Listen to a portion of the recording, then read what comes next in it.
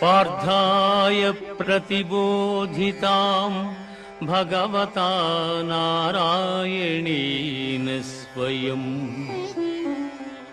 व्यासेन ग्रथितां पुराणमुनिना मध्ये महाभारतम्